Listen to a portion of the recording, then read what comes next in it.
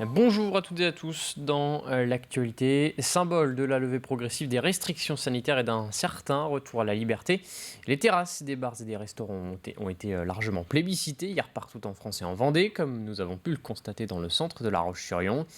Mais dans un deuxième temps, aujourd'hui se pose la question de la rentabilité financière pour les établissements qui ont décidé d'ouvrir. La jauge fixée par le gouvernement ne permet pas d'ouvrir à plus de 50% de la capacité d'accueil des terrasses, à l'exception des structures de moins de 10 tables. Alors, qu'en pensent les professionnels de la restauration? Élément de réponse à Saint-Gilles-Croix-de-Vie.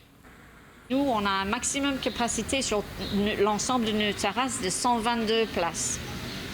Mais pour commencer, avec un manque de quelqu'un en cuisine et jonglant avec le métier, les averses, on ne peut pas ouvrir toutes les terrasses. Donc, à voir au fur et à mesure que les 2-3 semaines que ça évolue, à voir si à la fin du mois, on va être en solde, au déficit ou en bénéfice. C'est impossible de dire pour l'instant.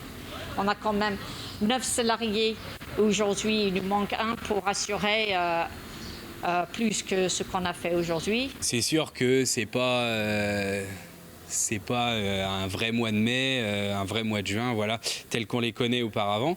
Par contre, oui, on avait quand même malgré tout, on ne s'est pas vraiment posé cette question-là parce qu'on avait tous la volonté après 7 mois quand même de reprendre à travailler.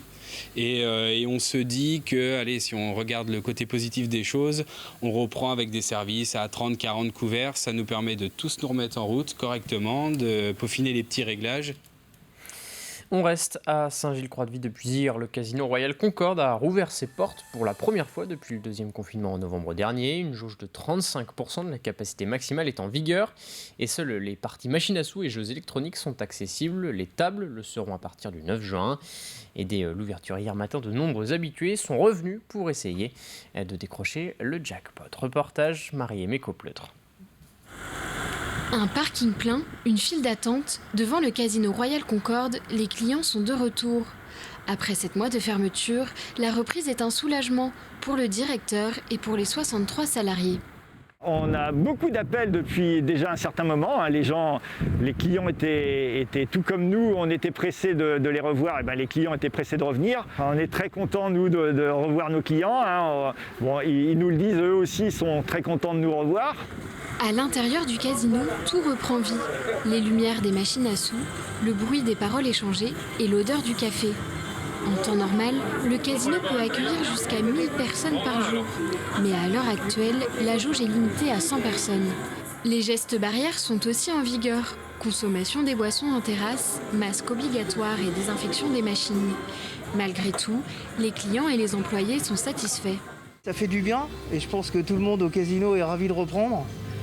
Parce que passer 6 mois et demi, voire 7 mois à rester chez soi, c'est pas plaisant. Et le plaisir et le bonheur de retrouver ses collègues et les clients. J'ai amené mes copines qui sont en maison de retraite. Ils ont été enfermés pendant 6 mois et ils avaient besoin de décompresser un petit peu. Et quand on a su que c'était ouvert, ils m'ont appelé, ils m'ont dit « Est-ce que tu peux nous emmener au casino ?» J'ai dit oui et voilà, je me retrouve ici au casino. Et puis ça fait du bien un petit peu à tout le monde de revoir un petit peu le casino, ses amis. On a un mobil-home en Vendée, donc voilà pourquoi on est là. Et ma femme apprécie beaucoup le casino, moi un petit peu moins parce que je ne suis pas toujours gagnant. Donc, mais je l'accompagne évidemment. Progressivement, la jauge de 100 personnes augmentera au fil des semaines. Quant au restaurant du casino, il ouvrira le 9 juin. La fin du couvre-feu est aussi très attendue pour cet établissement qui tire une grande partie de son chiffre d'affaires en soirée. En bref, dans le reste de l'actualité, première échéance ce jeudi pour vos impôts. Si vous les déclarez en version papier, vous avez jusqu'à ce soir 23h59 pour le faire, le cachet de la poste faisant foi. Attention, un retard peut entraîner une amende. Et pour les déclarations en ligne, vous avez jusqu'au mardi 8 juin 23h59. Direction à présent Talmont-Saint-Hilaire et partons à la découverte de l'initiative de l'entreprise Écolancre et de 4 cordonniers, dont 3 vendéens. Grâce à l'impression 3D, ils ont imaginé et fabriqué une tour Eiffel de plus de 2 mètres de hauteur. Derrière cette réalisation, un objectif, se faire connaître du grand public et montrer toutes les compétences actuelles du métier de cordonnier. Découverte signée Cyril Guillet. Bougez plus, souriez. Avec ses 2,33 m de hauteur et plus d'une quarantaine de kilos, cette tour Eiffel en impose.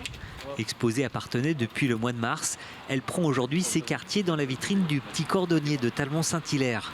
La particularité de cette reproduction, c'est qu'elle a été réalisée entièrement avec une imprimante 3D. 4 cordonniers ont accepté de me suivre dans cette aventure. Dans chaque cordonnerie, les imprimantes tournaient pour pouvoir faire des pièces. 96 au total qui ont nécessité 2211 heures d'impression et 11 km de filaments. L'impression 3D s'est invitée chez ces cordonniers comme la fabrication de clés, la gravure ou bien encore le remplissage de cartouches d'encre. Dans les années 80, en fait, on était porté sur de la chaussure à réparer, beaucoup de rosselage. Et puis la chaussure sportswear ou la chaussure sneaker c'est arrivé. Et effectivement, les chaussures sont un peu moins mises en évidence en fait. Ils amènent plus pour les faire réparer, mais notre diversité d'activités en fait les amène à venir chez nous. Car aujourd'hui, pour pouvoir vivre correctement, les cordonniers sont devenus multiservices. Et l'impression 3D ouvre de nouveaux marchés comme celui de la réparation d'objets. Alors là, il y a un monsieur qui est venu avec un serre-joint où il avait cassé sa petite patte pour pouvoir le clipser. Alors nous, on l'a fait en plein, parce que souvent, ils sont très creux.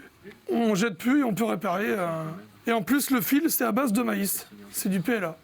Les possibilités sont infinies. Et dans ce contexte de pandémie, cette technique d'impression a tout de suite trouvé son utilité. Et ce qu'on a fait, c'est nos petites visières qu'on avait. Il manque plus que le petit transparent. Et c'est ce qu'on a fait l'an dernier pour les EHPAD, pour un peu tout le monde en fait. Pièces mécaniques, objets déco ou personnalisés, les possibilités sont infinies, à l'image de cette tour Eiffel. Cette dernière sera visible ici jusqu'à la fin du mois de mai, puis elle reprendra la route à destination des Herbiers, puis de Fontenay-le-Comte. Solidarité, il y a quelques jours, des licenciés du club de football de l'Étoile sportive ornésienne de La Roche-sur-Yon ont rendu visite aux résidents de l'EHPAD Saint-André-d'Ornay pour leur offrir des chocolats. Regardez. On a décidé de faire une opération solidaire au sein du quartier et on s'est dit pourquoi pas la maison de retraite, enfin l'EHPAD, parce que voilà, on sait très bien qu'avec le Covid c'est difficile pour les résidents, c'était difficile pour nous. On voulait montrer aux enfants qu'on pouvait jouer, échanger, partager avec nos aînés et que nous on avait des choses à leur montrer mais qu'ils en avaient aussi. Voilà, il y a des anciens footballeurs, il y a des gens qui étaient bénévoles au club et donc qui retrouvent un petit peu les origines. C'est la fin de cette édition. Très bonne journée sur TV Vendée.